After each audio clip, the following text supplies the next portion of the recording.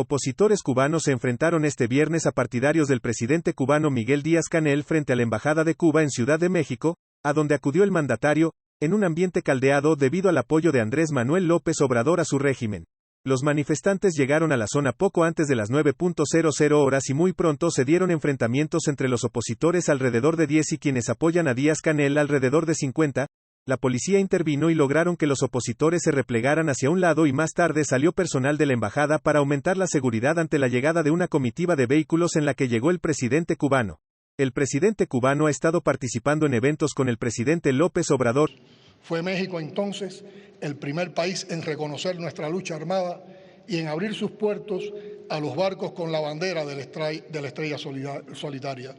Lo aprobó el Congreso, lo sentenció Juárez y lo agradeció Carlos Manuel de Céspedes, el presidente de la República en armas, en carta memorable a su par mexicano, y cito: altamente satisfactorio que México haya sido la primera nación de América que hubiese manifestado así sus generosas simpatías a la causa de la independencia y la libertad de Cuba. Una de las principales tareas que entonces cumpliría Pedro Santacilia con el consentimiento de Juárez fue enviar a Cuba un selecto grupo de militares mexicanos para contribuir a la formación y entrenamiento del naciente Ejército Libertador. Los mexicanos brillaron en los campos de Cuba y sus proezas inspiraron a la tropa y a cuantos oyeron hablar de ellas.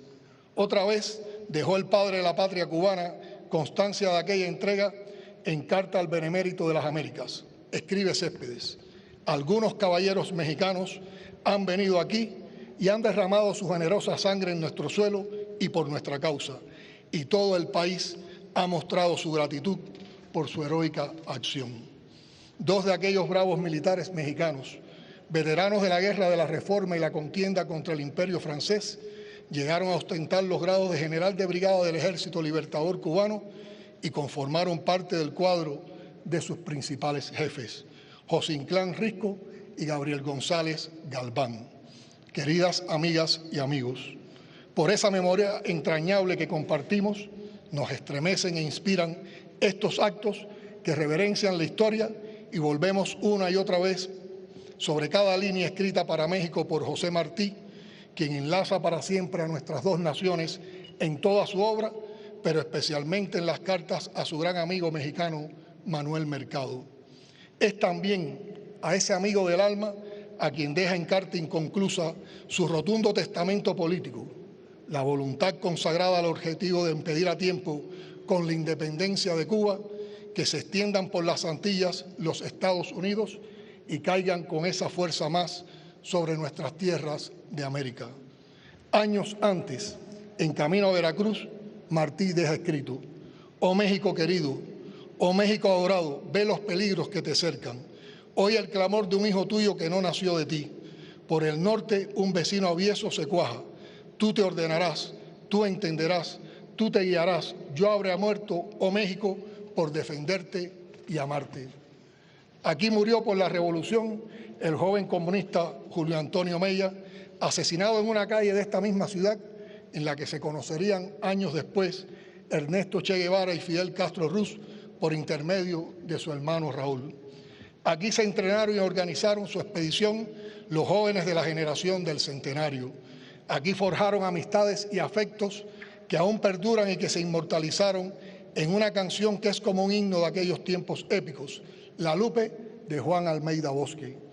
De ese período mexicano quedaron para siempre en la historia cubana, entre muchos otros, los nombres de María Antonia González, Antonio del Conde El Cuate, clave en la adquisición del yate Granma, Azarcio Venegas y Kir Medrano, luchadores profesionales que dieron entrenamiento físico a la tropa, Irma y Joaquina Vanegas, que ofrecieron su casa como campamento. El paso de Fidel y sus compañeros por México dejó profunda impresión en los futuros expedicionarios del Granma y un cúmulo de leyendas por todas partes de las que todavía se habla con admiración y respeto. No olvidaremos nunca que gracias al apoyo de muchos amigos mexicanos, zarpó el yate Granma de Tuxpan, Veracruz, el 25 de noviembre de 1956. De esa histórica embarcación descendió 7 días después, el 2 de diciembre, el recién nacido Ejército Reverde, que venía a libertar a Cuba. Tampoco olvidamos que a solo unos meses del histórico triunfo de la Revolución en 1959 nos visitó el general Lázaro Cárdenas. Su voluntad de estar junto a nuestro pueblo a raíz de la invasión mercenaria por Playa Girón en 1961 marca sensiblemente el carácter de nuestras relaciones. Fiel a sus mejores tradiciones, México fue el único país de América Latina que no rompió relaciones con la Cuba revolucionaria cuando fuimos expulsados de la OEA por un mandato imperial. A lo largo de los años, jamás se ha quebrado lo que la historia unió indisolublemente. Nuestros dos países han honrado sus políticas soberanas al margen de cercanías o distancias entre los gobiernos. Impera lo que preconiza un principio muy mexicano: el respeto al derecho ajeno es la paz. Hay un mérito indiscutible en quienes han dedicado vida y energías, alma y corazón a alimentar esa hermandad con la ternura de los pueblos. Rindo tributo aquí a la solidaridad sostenida, invariable, apasionada y firme que siempre encontramos en esta tierra que todos los cubanos debemos amar como la nuestra. Lo dijo el apóstol cubano, quien además dibujó con su prosa colorida un retrato fiel de este pueblo generoso al afirmar: como de la raíz de la tierra le viene al mexicano aquel carácter suyo, sagaz y señorial, pegado al país que adora, donde por la obra doble de la magnífica naturaleza y el dejo brillante de la leyenda y la epopeya, se juntan en su rara medida el orden de lo real y el sentimiento romántico. Desde aquellas palabras hasta hoy no ha dejado de crecer el patrimonio común levantado por una infinita lista de prestigiosos intelectuales y artistas de ambas naciones. Nos unen la literatura, el cine, las artes visuales, el bolero y el mambo. Podría decirse que el significativo intercambio cultural entre México y Cuba alcanza todas las manifestaciones de la cultura en su más amplia sección, por cuanto no es menos influyente la relación en el deporte, especialmente el béisbol y el boxeo, donde la conexión se da tan natural y profunda que por momentos se pierde el origen exacto de obras y hechos, y hay que concluir que proviene de ambos. Amigas y amigos, por esas y otras razones que no caben en un discurso necesariamente breve, es un gran honor participar en el desfile militar que conmemora el inicio de la lucha por la independencia de México y expresar nuestros sentimientos ante su gobierno y su pueblo. Lo hago consciente de que es un reconocimiento a los lazos históricos y de hermandad existentes entre México y Cuba, una muestra genuina de aprecio, cariño y respeto que agradezco profundamente en nombre de mi pueblo.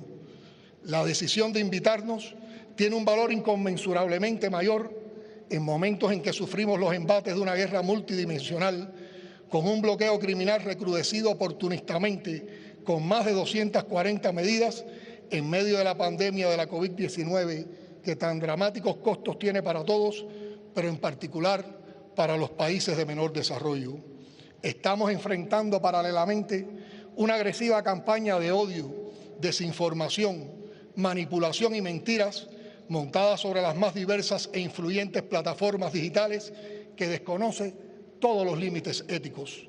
Bajo el fuego de esa guerra total, la solidaridad de México con Cuba ha despertado en nuestro pueblo una mayor admiración y el agradecimiento más profundo.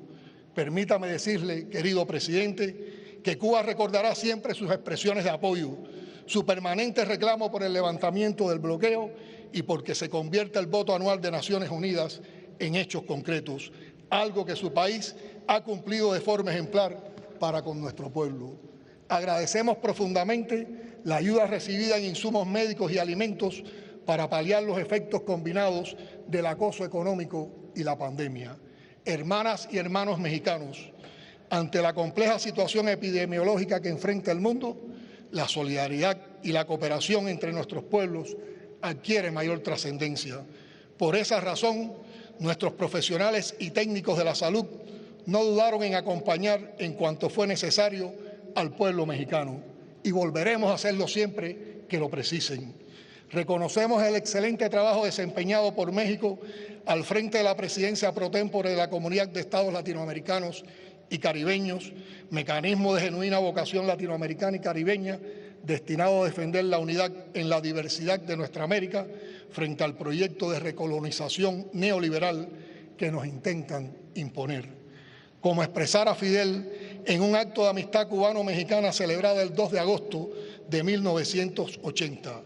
Nada soportaremos contra México, lo sentiremos como propio. Sabremos ser fieles a la amistad que han forjado siglos de historia y de hermosos principios comunes. ¡Viva México! ¡Viva la amistad entre Cuba y México!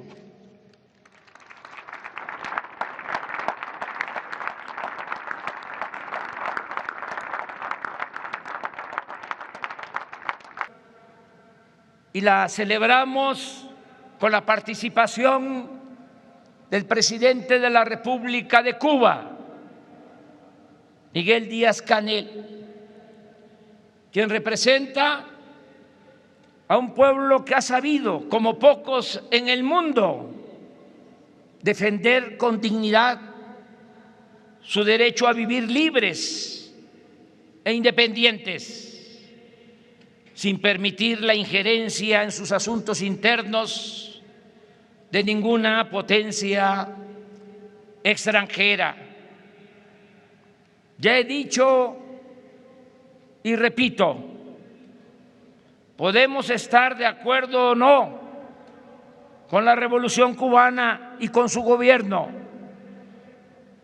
pero el haber resistido 62 años sin sometimiento es una indiscutible hazaña histórica. En consecuencia, creo que por su lucha en defensa de la soberanía de su país, el pueblo de Cuba merece el premio de la dignidad. Y esa isla debe ser considerada como la nueva Numancia, por su ejemplo de resistencia.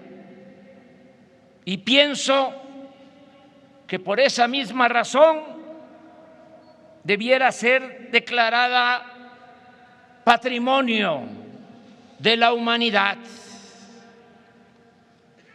Ahora solo agrego que el gobierno que represento llama respetuosamente al gobierno de Estados Unidos a levantar el bloqueo contra Cuba, porque ningún Estado tiene derecho a someter a otro pueblo, a otro país. Es preciso recordar lo que decía George Washington: las naciones no deben aprovecharse del infortunio de otros pueblos. Dejando de lado que apenas unas horas antes había recibido la visita de Estado del presidente de Cuba, Miguel Díaz-Canel, y que en su mensaje oficial por motivo del desfile militar para conmemorar la independencia de México, el presidente Andrés Manuel López Obrador invitaba a Joe Biden a que terminara con el bloqueo económico al país caribeño. Esta mañana, el mandatario mexicano sostuvo un diálogo vía telefónica con el mandatario norteamericano como parte de su participación en el foro sobre el cambio climático y energía, aunque no se atrevió a hablar del tema de Cuba en la reunión. En este foro convocado por Joe Biden, y que se da previo a la Cumbre Internacional sobre el Calentamiento Global de las Naciones Unidas que se realizará el próximo 31 de octubre, se sumaron además otros líderes mundiales como Boris Johnson, John Kerry, Anthony Blinken. En el Foro de las Principales Economías sobre Energía y Clima, que duró cerca de 50 minutos, se plantearon diversas políticas públicas para combatir la crisis de cambio climático a nivel mundial. Entre las propuestas hechas por AMLO está la posible reiteración del programa Sembrando Vida a Latinoamérica, que consiste en la reforestación en varios países de Centroamérica. ¿Será que en el discurso, López Obrador le soba la espalda a Cuba? pero no se atreve a desafiar a Estados Unidos tomando acciones para lograr que se termine el embargo.